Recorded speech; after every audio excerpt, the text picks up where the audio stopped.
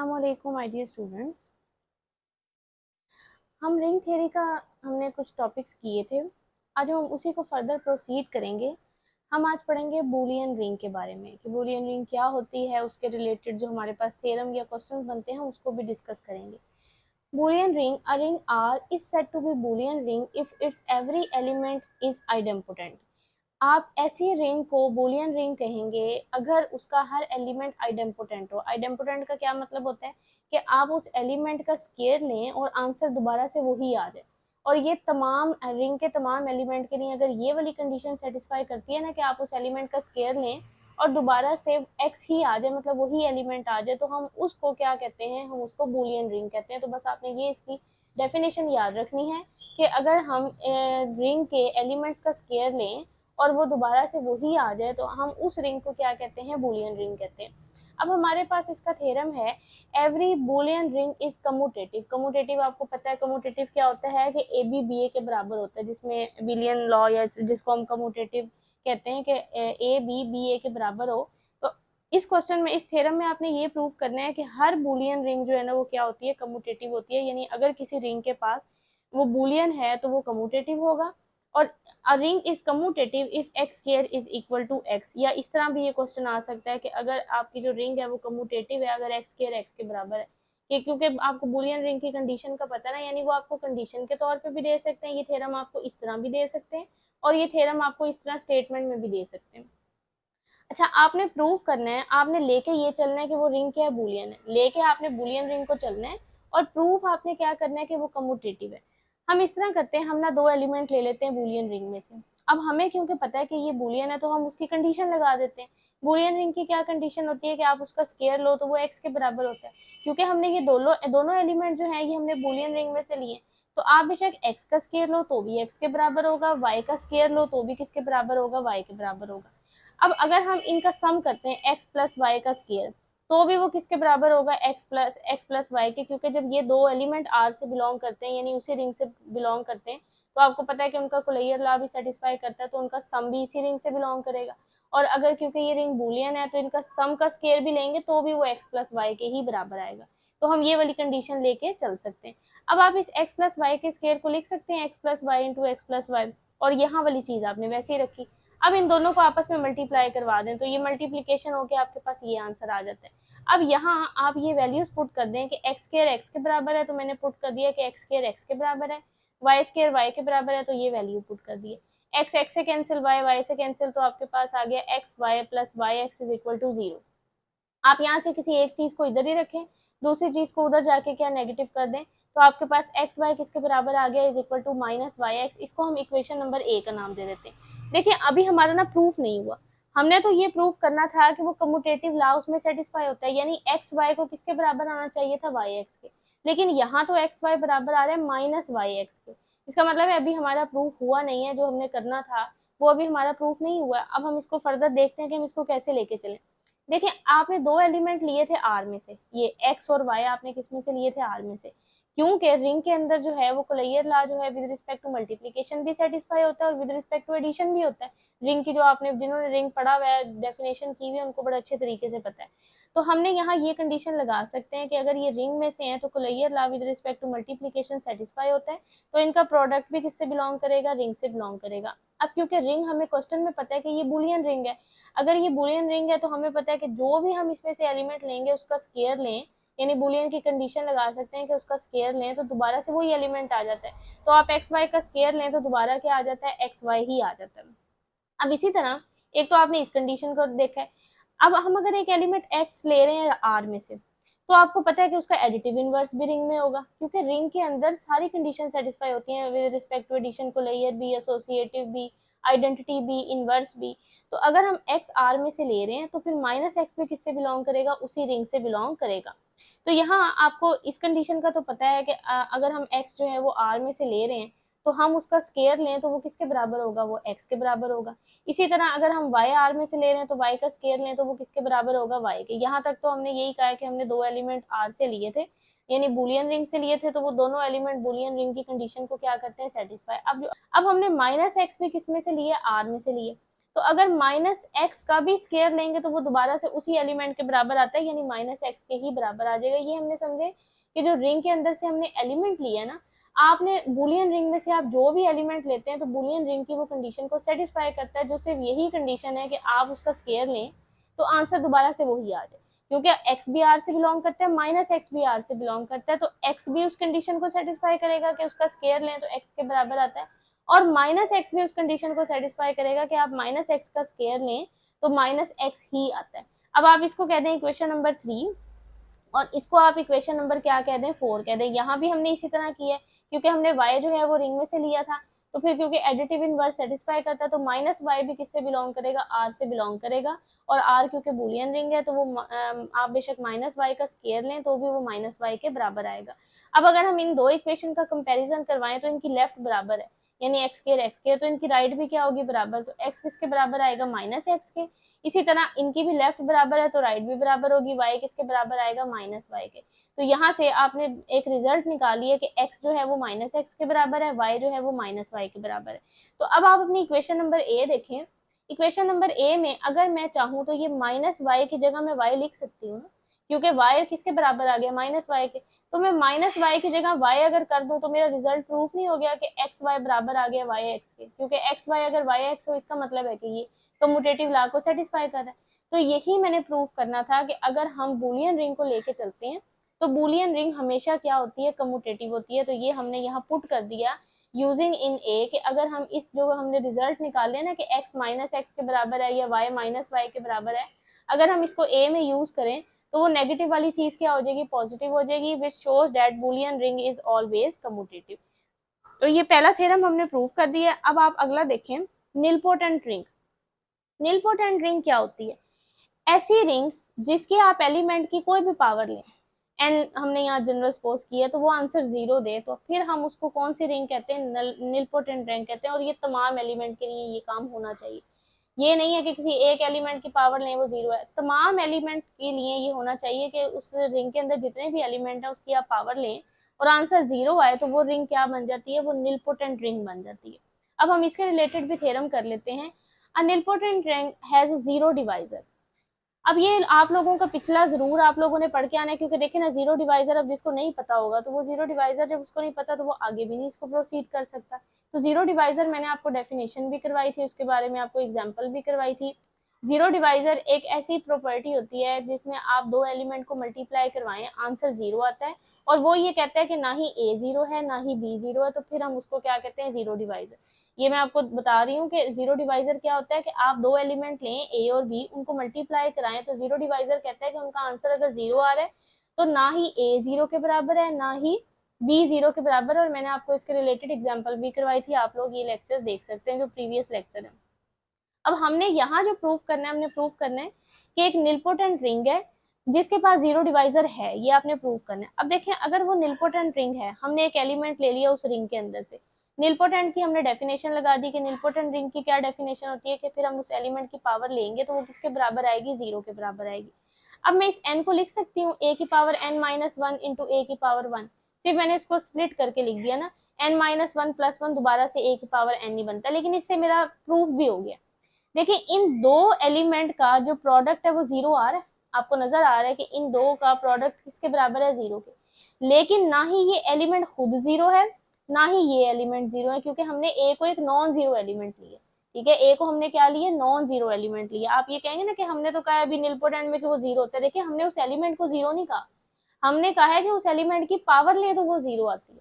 तो यहाँ हमने जो एलिमेंट है वो नॉन जीरो लेके चले, हाँ फिर निलपोटेंट की डेफिनेशन लगाई है कि उसकी पावर लें तो वो 0 के बराबर आती है।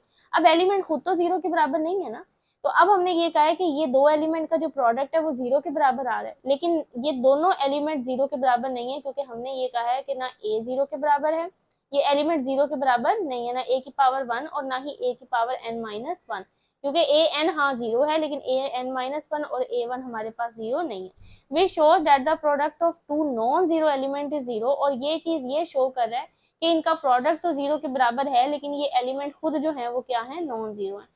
सो आर है जीरो डिवाइजर, तो आर के पास फिर क्या है, जीरो डिवाइजर है। उसके बाद आपके पास क्वेश्चन है, show that A ring R is commutative if A plus B का whole square is equal to A square plus B square plus 2AB। अच्छा, ये इफ एंड ओनली इफ के साथ है। हमने ये शो करना है कि जो रिंग है वो कम्यूटेटिव है। इफ एंड ओनली इफ के साथ अगर ये वाला फॉर्मूला सेटिस्फाई होता है और अगर ये वाला फॉर्मूला सेटिस्फाई होता है तो हमने प्रूव करना है कि रिंग हमारे पास क्या है, कम्यूटेटिव है। यानी आपने इफ एंड ओनली इफ के साथ लेके चलना है, पहले कम्यूटेटिव लेके चलना है और ये फॉर्मूला प्रूव करना है, फिर ये फॉर्मूला लेके चलना है और क्या प्रूव करना है, कम्यूटेटिव। हम सबसे पहले लेके चलते हैं कि आर कम्यूटेटिव है। आप ऐसा करें, ये ए प्लस बी का होल स्क्वायर आप लेके चलें। हम इसको लिख सकते हैं ए प्लस बी का होल स्क्वायर, ए प्लस बी, ए प्लस बी। अब इसको आप सिंपल मल्टीप्लाई करवा दें। हमने इसको सिंपल मल्टीप्लाई करवा दिया। इसकी बड़ा आसान सा है। देखें अब ना, क्योंकि हम लेके चले इस पार्ट में कि कम्यूटेटिव है, अगर तो ये कम्यूटेटिव है तो बी ए को आप क्या लिख सकते हैं, ए बी लिख सकते हैं। हाँ, अगर कम्यूटेटिव ना होता तो फिर हम बी ए को अपनी मर्जी से ए बी नहीं लिख सकते। लेकिन इस पार्ट में हम लेके चलें कि ये कम्यूटेटिव है तो आप बी ए को क्या लिख सकते हैं, ए बी लिख सकते हैं। अब A B plus A B कितना हो गया, 2ab। तो देखें ये आपके पास प्रूफ नहीं हो गया। हमने यही फॉर्मूला प्रूफ करना था ना कि अगर तो वो कम्यूटेटिव है तो ये वाला फॉर्मूला सेटिस्फाई होता है। अब अगले स्टेप में हम ये फॉर्मूला लेके चलेंगे और प्रूव करेंगे कि आपके पास ये जो रिंग है ये क्या है, कम्यूटेटिव है।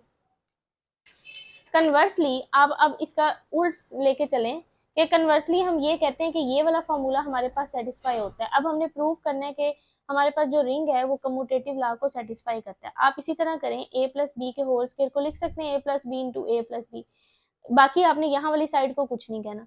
इन दो को आप आपस में मल्टीप्लाई करवा दें तो ये मल्टीप्लाई करा के ये आंसर आ गया। अब ए स्क्वायर से कैंसिल हो गया, बी स्क्वायर से कैंसिल हो गया, ए बी से कैंसिल हो गया। तो पीछे आपके पास क्या चीज बचती है, B A is equal to A B. और हमने यही प्रूव करना था कि अगर हम इस फॉर्मूले को लेके चलते हैं तो कम्यूटेटिव लॉ सेटिस्फाई होता है। तो देखिए कम्यूटेटिव लॉ सेटिस्फाई हो गया, बी ए वाकई किसके बराबर आ गया, ए बी के बराबर आ गया। So R is commutative. उसके बाद नेक्स्ट हमारे पास क्वेश्चन है, let R be a ring with A square is equal to A for all A belongs to R. हमने ये शो करना है, आपके पास जो गिवन है वो ये है कि आर एक रिंग है जो इस कंडीशन को सेटिस्फाई करती है कि आप उसका स्क्वायर लें तो वो दोबारा से वही एलिमेंट आ जाता है, यानी वही बुलियन रिंग की कंडीशन को क्या करता है, सेटिस्फाई। आपने ये प्रूव करना है कि 2a किसके बराबर है, 0 के बराबर है। कि आप उस एलिमेंट को 2 से मल्टीप्लाई करवाएं तब भी आंसर 0 के बराबर आता है। आप लेके चलें कि लेट आर कोई रिंग है जिसका एलिमेंट का स्क्वायर लें वो ए के बराबर आता है तमाम एलिमेंट के लिए। अब अगर हमने ए जो है वो रिंग में से लिया है तो आपको पता है कि उसका एडिटिव इनवर्स भी रिंग से बिलोंग करता है, ठीक है, क्योंकि रिंग के अंदर एडिटिव वाली कंडीशन सेटिस्फाई होती है। अब उन्होंने ये कहा है कि ये वाली कंडीशन तमाम एलिमेंट, जो भी आप रिंग से एलिमेंट लेंगे ये कंडीशन हर एलिमेंट सेटिस्फाई करता है। तो फिर अगर हमने माइनस ए को आर में से लिया है तो फिर ये माइनस ए भी इस वाली कंडीशन को सेटिस्फाई करेगा कि बेशक माइनस ए का स्क्वायर ले लें तो वो दोबारा से वही एलिमेंट आ जाता है, यानी दोबारा माइनस ए ही आ जाएगा। इस कंडीशन का यही मतलब है कि आप उस एलिमेंट का स्क्वायर लें तो दोबारा वही आता है। तो अगर हमने माइनस ए लिया तो इसका मतलब है माइनस ए का आप स्क्वायर लें तो दोबारा से माइनस ए ही आ जाएगा। अब लेकिन जब माइनस ए का स्क्वायर लेंगे, स्क्वायर जो है वो नेगेटिव चीज को क्या कर देता है, पॉजिटिव कर देता है। तो यहाँ तो ए का स्क्वायर आ जाएगा और यहाँ माइनस ए रहेगा। इसको कह देते हैं इक्वेशन नंबर 2। अब अगर आप कंपैरिजन करें तो कंडीशन आपको ये गिवन है कि ए का स्क्वायर जो है वो ए के बराबर है और यहाँ आप कहते हैं ए का स्क्वायर माइनस ए के बराबर है। तो अगर इनकी लेफ्ट बराबर है तो इनकी राइट भी बराबर होगी, यानी ए जो है वो माइनस ए के बराबर होगा। यहाँ से माइनस को इधर आके पॉजिटिव कर दें, ए प्लस ए 0 के बराबर, तो यहाँ से 2a किसके बराबर आ गया, 0 के। और हमने इस क्वेश्चन में यही प्रूव करना था। नेक्स्ट आपके पास थ्योरम है, a commutative ring R is an integral domain if and only if for all a b c belongs to r a not equal to 0। a b अगर a c के बराबर है तो वो कह रहे हैं कि कैंसिलेशन लॉ सेटिस्फाई होता है। इसमें ये वो कह रहे हैं कि अगर आपके पास एक कम्यूटेटिव रिंग है ना, वो इंटेग्रल डोमेन हो, इज एन इंटेग्रल डोमेन अगर ये कैंसिलेशन लॉ सेटिस्फाई होता है, क्योंकि ये इफ एंड ओनली इफ के साथ है। और फिर आपने क्या लेके चलना है कि अगर ये कैंसिलेशन लॉ सेटिस्फाई होता है तो एक कम्यूटेटिव रिंग क्या बनाती है, इंटेग्रल डोमेन बनाती है। पहले हम लेके चलेंगे कि कम्यूटेटिव रिंग अगर इंटेग्रल डोमेन है तो कैंसिलेशन लॉ सेटिस्फाई होता है। फिर लेके चलेंगे कि अगर कैंसिलेशन लॉ कम्यूटेटिव रिंग में सेटिस्फाई होता है तो वो क्या बनाती है, इंटेग्रल डोमेन बनाती है। लेकिन उससे पहले फिर आपको इंटेग्रल डोमेन के बारे में भी पता होना चाहिए। और मैंने जो प्रीवियस लेक्चर है उसमें आपको इंटेग्रल डोमेन के बारे में थ्योरम भी करवाया हुआ है, उसकी डेफिनेशन भी कराई हुई है कि जो यहाँ मैं आपको थोड़ा सा बता देती हूँ, आपने प्रीवियस लेक्चर जरूर ले लेने। जो इंटेग्रल डोमेन है ना उसके अंदर कंडीशन होती है कि उसके अंदर जीरो डिवाइजर नहीं होता। अच्छा, इस पर थोड़ा सा आपने फोकस करना है, जीरो डिवाइजर नहीं होता।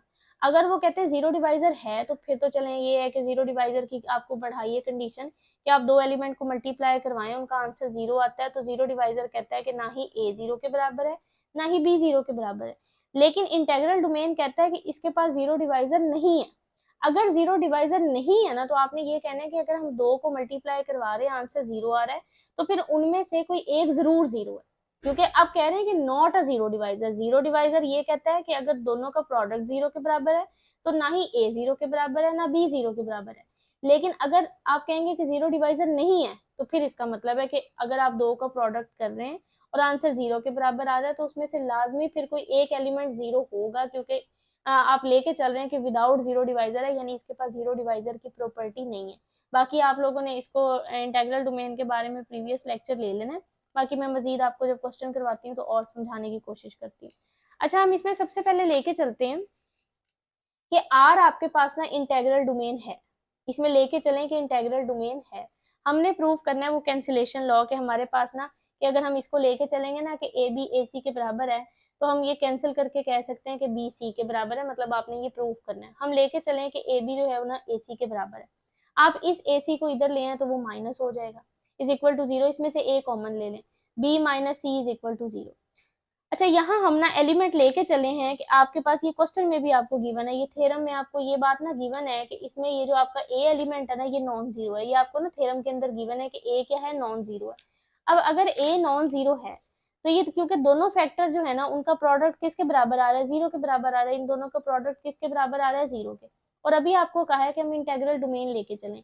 इंटेग्रल डोमेन ये कहता है कि अगर दो का प्रोडक्ट जीरो आ रहा है तो उनमें से लाजमी कोई एक तो जीरो है। अब क्योंकि थ्योरम में ये पाबंदी लगी हुई है कि ए तो जीरो नहीं हो सकता, फिर क्या हो सकता है, फिर इसका मतलब है ये वाला फैक्टर जीरो के बराबर होगा। ये आप लेके भी दें कि क्योंकि ए जो है वो जीरो के बराबर नहीं है और आर आपका एक इंटेग्रल डोमेन है, तो so it has no zero divisor, तो इसके पास जीरो डिवाइजर नहीं है। इसका मतलब है इनमें से कोई एक फैक्टर जरूर जीरो के बराबर था। तो ए जब जीरो के बराबर नहीं हो सकता, इसका मतलब है बी माइनस सी जीरो के बराबर है। यहाँ से फिर बी किसके बराबर आ गया, सी के। तो ये प्रूफ हो गया कि अगर हम इंटेग्रल डोमेन लेके चलते हैं तो कैंसिलेशन लॉ सेटिस्फाई होता है। अब आप कन्वर्सली लेके चलें कि ए बी अगर ए सी के बराबर है तो कैंसिलेशन लॉ सेटिस्फाई होता है, और आपने प्रूफ करना है कि फिर ये इंटेग्रल डोमेन बनता है। अब हम लेके चलें कि आपके पास ये कैंसिलेशन लॉ को सेटिस्फाई करता है। हमने प्रूव करना है कि अगर हम दो का प्रोडक्ट जीरो के बराबर लेके चल रहे हैं तो उनमें से लाजमी या तो ए जीरो के बराबर है या बी जीरो के बराबर है, तो हम ना प्रोडक्ट को जीरो के बराबर लेके चलें। अब मैं इसको लिख सकती हूँ ए डॉट जीरो, क्योंकि ए डॉट जीरो ने दोबारा से क्या हो जाना है, जीरो ही हो जाना है। लेकिन इससे मुझे फायदा हुआ है कि अब क्योंकि हम लेके चले कि कैंसिलेशन लॉ सेटिस्फाई होता है, तो कैंसिलेशन लॉ का सहारा ले सकते हैं कि ए से कैंसिल हो जाएगा, तो बी किसके बराबर आ गया, जीरो के। देखिए, हम दो का प्रोडक्ट जीरो के बराबर लेके चले थे, तो आपका आंसर आ गया कि बी जीरो के बराबर है। यही प्रूव करना होता है कि दो का प्रोडक्ट जीरो के बराबर है तो इंटेग्रल डोमेन में इनमें से किसी एक एलिमेंट का जीरो होना जरूरी है। तो यहाँ बी जीरो के बराबर आ गया, इसका मतलब है आर के पास जीरो डिवाइजर नहीं है, तो आर ने क्या बना दिया, इंटेग्रल डोमेन बना दिया। तो ये आपके पास इसके रिलेटेड थ्योरम थे जो कि बूलियन रिंग से रिलेटेड थे। जो टॉपिक के इसके थ्योरम बनते थे या क्वेश्चंस बनते थे वो मैंने आप लोगों को करवा दिए। हम इससे नेक्स्ट लेक्चर में ना जो हमारा अगला रेजिड्यू वाला टॉपिक है ना उसको डिस्कस करेंगे। आप यहाँ तक अच्छे तरीके से कर लें, किसी को कोई चीज़ ना समझ आए तो वो पूछ ले। अल्लाह हाफिज़।